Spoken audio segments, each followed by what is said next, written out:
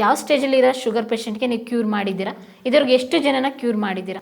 Madam, ನಾವು ಇಲ್ಲಿವರೆಗೂ ಒಂದು ಅಂದಾಜಿನ ಪ್ರಕಾರ ಹೇಳಬೇಕು ಅಂದರೆ 12-13 ಸಾವಿರ ಜನರ ಮೇಲೆ ಗುಳಿಗೆ ನುಂಗೋದನ್ನ ಬಿಡಿಸಿದ್ದೀವಿ.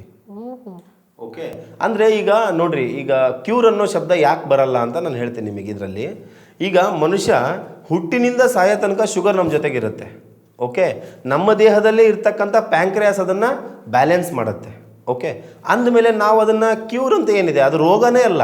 ಮೊದಲನೇದ್ದು ಅದು ಡಯಾಬಿಟಿಸ್ ಅಂತಕ್ಕಂಥದ್ದು ಅದು ರೋಗ ಅಲ್ಲ. ಓಕೆ, ಅದು ಡಿಸೀಸ್ ಅಲ್ಲ, ಡಿಸಾರ್ಡರ್, ಕೊರತೆ, ಜೀವನ ಶೈಲಿಯ ಕೊರತೆ. ಅದನ್ನು ನಾವು ಸರಿಯಾಗಿ ಇಟ್ಕೊಳ್ಳೋದು ನಮ್ಮ ಜವಾಬ್ದಾರಿ ಆಗಿರುತ್ತೆ.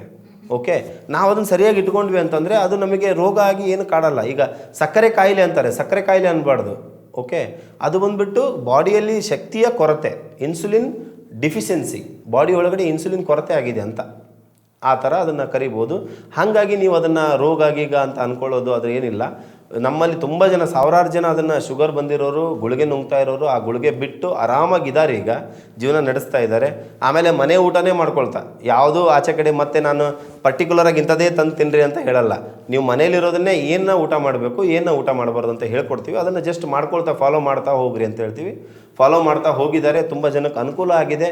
ಅನುಕೂಲ ಆಗಿರೋರೆಲ್ಲ ನಮಗೆ ಬಂದು ರಿಟರ್ನ್ ಹೇಳಿ ಹೋಗಿದ್ದಾರೆ. ಓಕೆ, ಕೆಲವೊಂದಿಷ್ಟು ರಿಪೋರ್ಟ್ನ ವಾಟ್ಸಪ್ಪಲ್ಲಿ ಶೇರ್ ಮಾಡಿದ್ದಾರೆ.